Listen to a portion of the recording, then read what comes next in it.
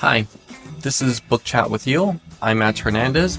Welcome, and in this podcast, I try to make almost every episode a conversation with you. I'd love to hear what you have to say about various texts of literature or whatever. I think it's very important for us to express ourselves in these things. So today, I'm looking at a story from this book, The Story and Its Writer by Anne Charter.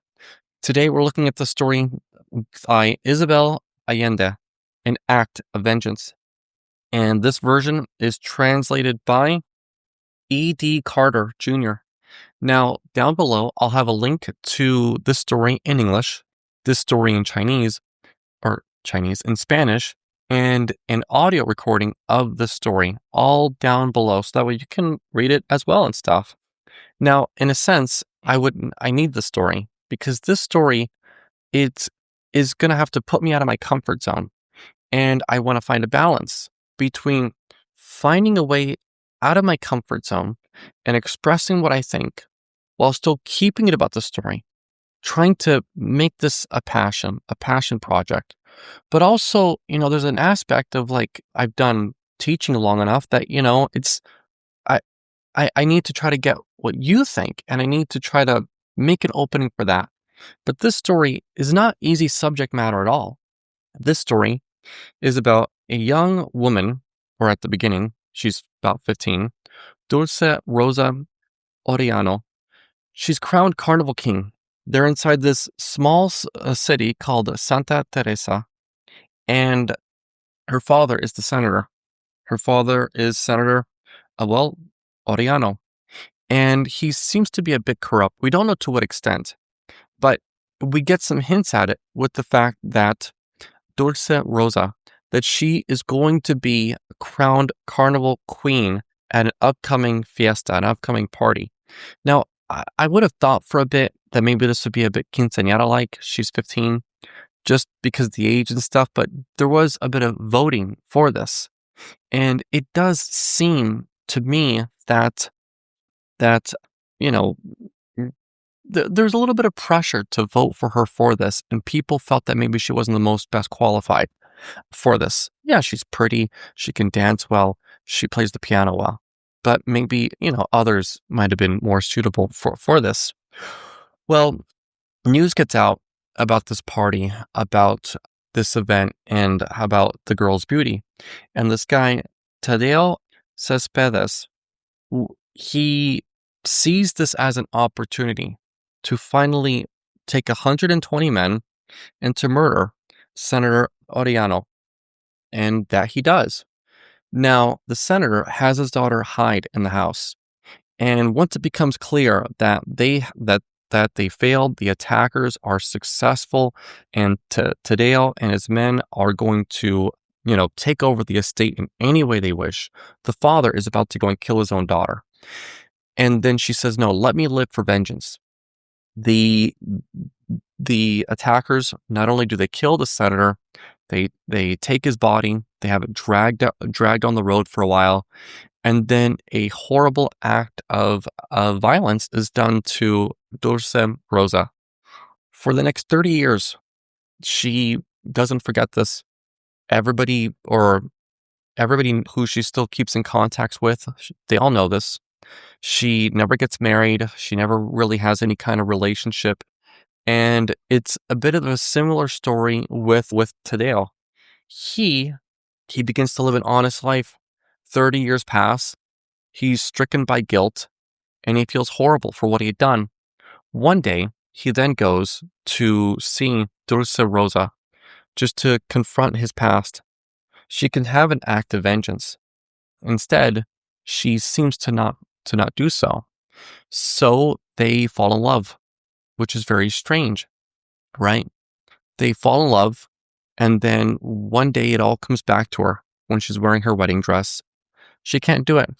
So she takes a pair of scissors, and she does not attack Tadeo, but then she could only do to herself what he had done to her father, and an extension to her, right? So I'm going to read about 2 paragraphs from the book, and then I'm going to show it on screen. Then I'm going to give a few thoughts and such. And in a way, it won't be easy for me to talk about parts of the story because, for better or worse, at times I try to imagine, to relate the story in our own lives, have those conversations. But in a sense, I'd love to hear what you think, and I'd love to hear any on all honest opinion and stuff. But it'd be quite sad if anybody here could have any way to relate in any part of the story, right? That would not be easy or fun to say in any way. But I will give my thoughts the best I can after I read 2 paragraphs from here. So, show right here. During the following days, both of them opened the floodgates of repressed love and, for the first time since their cruel fate was decided, opened themselves to receive the other's proximity. They strolled through the gardens, talking about themselves and omitting nothing, even that fatal night, which had twisted the direction of their lives.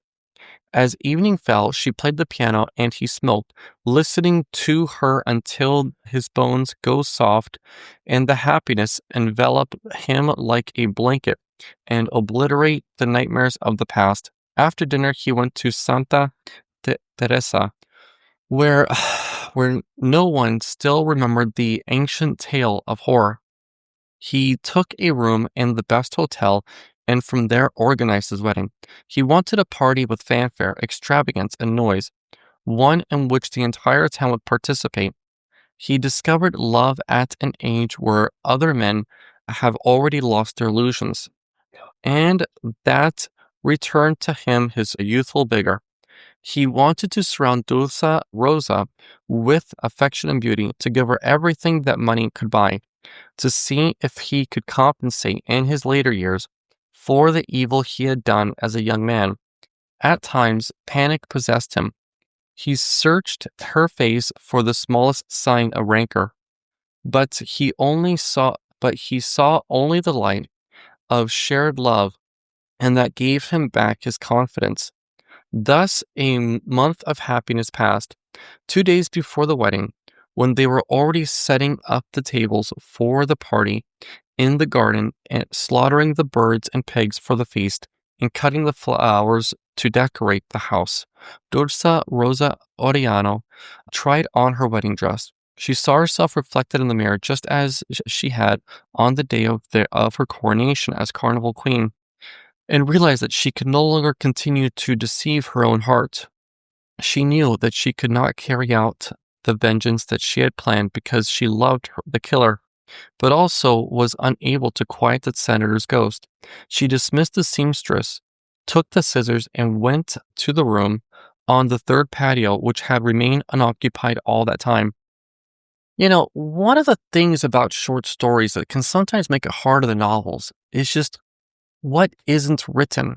So if this story here is written at about 5 pages, what all is going on there to say that she still cannot carry out her act of vengeance, could not quiet the senator's ghost?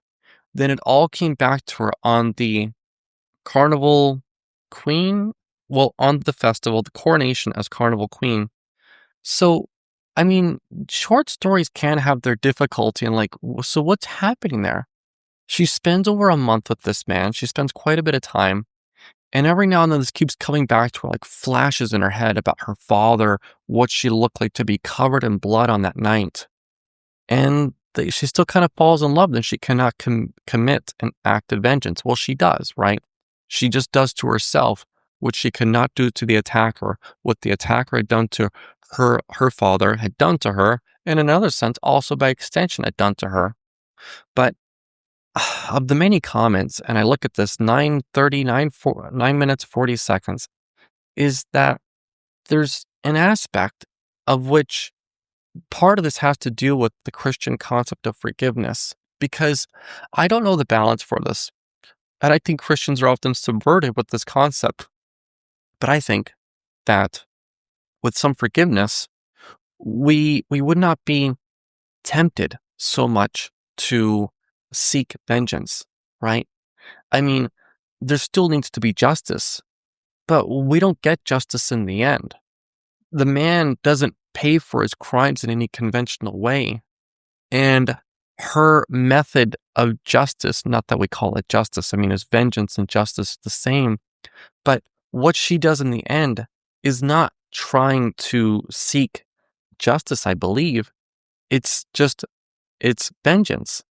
And she goes about it this way because she cannot do anything else to hurt him. I mean, I don't know. Is the rightful act maybe to kill him or something like that? I mean, but it does say something about forgiveness, and it allows our own hearts to be at peace. And I don't know what to say. I mean, I've thought about these words for days. I've tried doing this podcast in Spanish, and maybe I will record in Spanish tomorrow. And even as I say these words, they feel a bit ridiculous to myself, but I don't know what else to say in a sense, because her obsession didn't lead to any good outcome. It did not seek any kind of justice. And I mean, I don't know. I know it's such a strange and cruel thing. And I could re-record this 20 more times and throw in different comments as they come to my head. But at some point, as I mention a point of forgiveness, it's not easy to say, but it would have relaxed herself enough to where she could have gotten on. He goes to confront her, and maybe she's of more sober mind. But what happens when an obsessive hate then becomes a love, becomes a feeling of love and adoration for somebody else? And even says they left out nothing, including that fatal night. What does that mean? They talk about that fatal night too, because, you might imagine, you fall in love with somebody who did a horrific act to you or your family, and that, you just kind of like skip over a fatal night. You don't like go over it, right? It's tough. Really, really tough to think about. Really, really tough to think about. But that's all I kind of got. And I think that this podcast is long enough. I think I will try tomorrow or so to try this podcast in Spanish as well. I probably have to choose about one paragraph because my Spanish reading level is probably only at like a 5th grade reading level. But thank you. I'd love to hear what you think. Bye.